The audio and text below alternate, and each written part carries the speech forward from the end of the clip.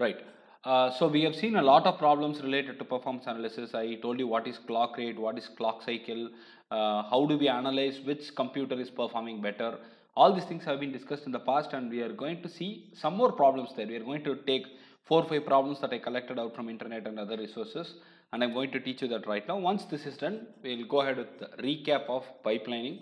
So please have a proper attention paid to this particular session, because all these problems would be there in your paper for sure in a way or other. Now let's get into the problem straight away. I'm not planning to spend more than 15 minutes in this problems because it's already taught to you. So please pay attention. Computer A runs a program in 10 seconds and computer B runs the same program in 15 seconds. So which computer is performing better? And we have seen the formula already. Performance equal to 1 by execution time, as you can see here.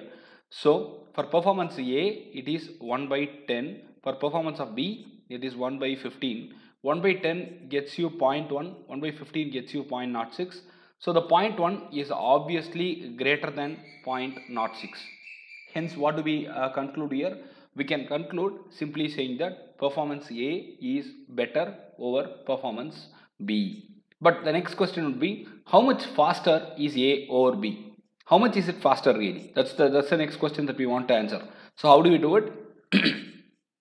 Performance A by performance B we need to put, and then that will be becoming execution execution B by execution A, which means execution time for B by execution time of A. Now what will we do? We'll have 15 for B and 10 for A, so it is 1.5 times. This is a simple problem and I hope you understood it very clearly.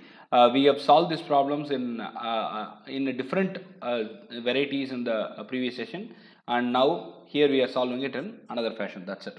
Now let's get into a better problem. We are having 3 other or 4 other problems that we need to sort out. A program runs 10 seconds. A program runs in 10 seconds in a computer named X with a clock rate of 2 gigahertz. Remember, there is a program which runs in 10 seconds in the computer named X, where the clock rate, the speed is 2 gigahertz. Now if you are given a task to design a new computer Y, I am going to design a new computer Y to run the same program in 6 seconds. I want to run it in 6 seconds. What will be the required clock rate? What will be the required speed for the program? And the precondition is that the Y requires 10% more of clock cycles than X to execute the program. So the question is pretty simple and easy to understand. I have got a program and the program runs in 10 seconds and it needs 2 gigahertz clock rate, and we are supposed to design another computer where the program should run for 6 seconds, and there is a precondition that says that I have 10% more clock cycle and we are required to find the clock rate, which means the speed of the machine B that we are designing. Now we have to get into the calculation point, so we will compute it now. Now we need to take computer X and we need to first calculate the CPU time. How do we get it? CPU clock cycles by CR. So what is the formula here? Very simple. I already know that the time required for running this code is 10 seconds, and CPU clock cycles I do not know the count, but clock rate I have, it is nothing but 2 gigahertz. It's given in the question. So 10 seconds equal to CPU CC by 2 into 10 to the power of 9. So eventually you will get 20 into 10 to the power of 9 cycles as CPU CC for computer X. We have found the very important component for computer X, and we are yet to find the answer for the given question. We are yet to find even the clock rate for the given question. So how do we do it? Very simple. We need to go with the same formula. CPU time for computer Y equal to 10% more of CPU clock cycles of CCX, which is nothing but the computer X, by clock rate Y. I do not know what is clock rate, so this is a magic point. I do not know what is this. This is a puzzle. But I know what is the time that I require. So it is 6 seconds, it is given, and 10% more. So I am adding 10% more to the 20 into 10 to the power of 9 cycles by CRY. Now CRY can be taken to this side. So the answer is 22 into 10 to the power of 9 cycles by 6 seconds, which eventually will get you 3.67 gigahertz.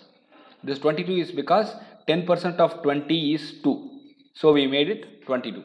Hence the clock rate for Y to achieve the 6 seconds target is 3.67 gigahertz. Remember, these kind of problems can be there with many other options as well. The questions could be twisted. Please go through the question and understand, and you will have to derive the third option using the couple of available options. There will be only two options and the third option will be asked from you. So make sure you guys listen to it carefully and start understanding the question. Don't be in a rush because all the answers could be similar. I can give you a question like 3.57 gigahertz, 3.6 gigahertz, 3.67 gigahertz and 4 gigahertz. All of them may look very similar and very correct right in the first shot, but do not fall prey for those kind of questions. You need to be careful. Now let's get into the next question. Computer A has clock cycle time. We now abbreviate it as CCT as 250 picoseconds. CPI is 2 for the same program. The CPI is 2 and the clock cycle time is 250 picoseconds. Now computer B has the CCT of 500 picoseconds and CPI of 1.2. Now the program is hidden. I do not know what is the program. I do not know what are the number of instructions available there. So let's not bother about it. But it is the same program that both the computers are going to execute. I have got a computer A. I have got a computer B. The computer A has got clock cycle time of 250 picoseconds, whereas computer B has got clock cycle time of 500 picoseconds. And here if you see it is 2 as CPI, here if you see it is 1.2. Now we need to find out which is faster, and they told that they are going to run the same set of instructions, but they didn't tell you what is the number of instructions, so we need not bother about it much. The point is simple. The number of instructions is immaterial because both are going to run the same amount of instructions. Now we will understand how do we calculate the result for it. Performance A by performance B is the formula, because which computer is faster is the question asked. So obviously they are talking about the performance. Now performance A by performance B. Now it is execution time B by execution time A. How do you get it? Instruction count of B, CPI of B, CCT of B. Now again, instruction count of A, CPI A, CCT A. Now instruction count is common in both the places. Let's strike it. So what are all the values that we have in hand? 1.2 into 500, 250 into 2. That's it. So 250 into 2 for A and 1.2 into 500 for B, and we can do that. 1.2 into 500 by 250 into 2. So you get 1.2 as the answer. Performance A equal to 1.2 times the performance of B. So the A is 1.2 times faster than B. So the question should be read and it should be clearly understood. Make sure that you do not have to bother about really the instructions if it is not mentioned in the question, and if it is same and if it is a count which is not mentioned, do not worry about it. We need not bother about it much, and it is not under our purview or perusal. Let's not bother about it much. That's the point that I wanted to convey here. Now one more question finally before we go into the pipelining process again. Consider three processes. I have got three processes, P1, P2 and P3. Executing the same program. Now understand, again I do not have to bother about the number of instructions. The instruction count is immaterial and can be ignored because all of them are executing the same program. Remember it, all of them are executing the same program. Now the CCR for all the three processes are 2, 1.5 and 3 respectively. CPI for all the three are 1.5, 1 and 2.5. So now what are all the figures we have in hand? We have 2, 1.5, 3. Similarly we have got, this is nothing but CCR, and what we have here, we have got CPI here 1.5, 1 and 2.5. We have got only these figures available with us, and we need to find out which processor can provide you the best of the performance. Very simple. 2 by 5, 1.5, 1.5 by 1, 3 by 2.5. When you do that, you get 1.3, 1.5 and 1.2. So which is the highest figure? 1.5 is the highest figure. So close your eyes and say that P2 is the best performing processor out of available processors. How do you say that, sir? Clock rate by CPI. I do not bother about instruction count. Hence I ignored it because it is the same for everything. So I can ignore it. Now 1.5 is the answer, which means that P2 is going to provide me the best solution. I'll try to come up with more of these problems. I'm trying to find out all these in the available resources. Once I find it, I will also update you on that. Right, as I told you, we will give a quick recap of, I request everybody to go on mute. As I told you, we will give a quick recap of pipelining. We have been learning pipelining for about past almost 8 hours, if I'm correct, 8 or 7 hours. So we started with just explaining you what is pipelining, and I took a very simple example of a washing machine, dryer, iron, and then I took an example of 3 people doing it, and I explained you what is pipelining. This is very simple yet very efficient example. And then I told you that the individual process will not be reduced in any, will not be improved or will not be made efficient in any point of view, but overall the results would be really very good when you go with pipelining. Still, this man would need 30, this man would need 30 minutes, this man would need 30 minutes, but overall the time would be tremendously reduced is what I told you during the session.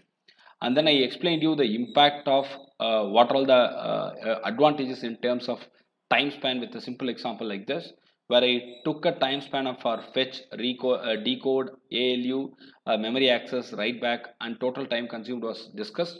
And I told you that with pipelining, you will have to maximum spend the time. I mean, you will have to prefer the maximum time for one of the stages, and that should go in. But in non-pipelined architecture, the maximum time here, the total time would be the one that is going to decide how much time you need for each and every instruction. And I have proven it with an example also. I hope you remember it and you understand it. This is the example that I'm talking about. When it is non-pipelined architecture, the maximum time required was 800 picoseconds, and each and every instruction would need that 800. But in this case, the span required for the one of the stages is what is going to make impact rather than the entire instruction.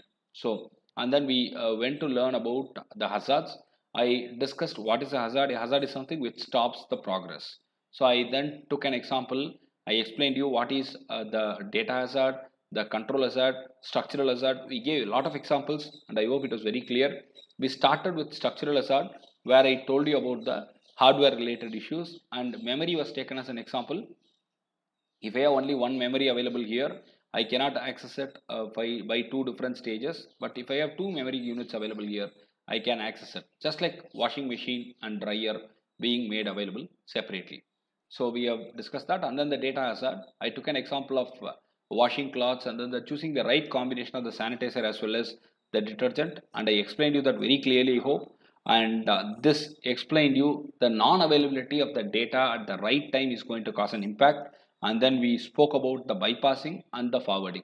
I took the results available right after the execution stage instead of waiting till the final stage, and that's called bypassing and forwarding, and we took an example. Also, this point is to be remembered, we are never permitted to travel back in time. Time machine is not here, so we do not have any time travel possible, and the time travel can be done only in the forward direction. I can go from here to here, not here to here. And to avoid these kind of issues, I told you that we can have bubbles, and this is the symbol for the bubble. I explained you what exactly is a bubble and all those things very clearly.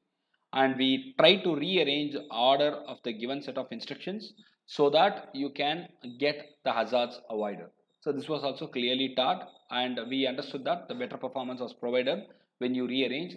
We had the load and add hazards, and we had to avoid it, and we avoided it very neatly by moving it appropriately. And then we discussed the control hazard.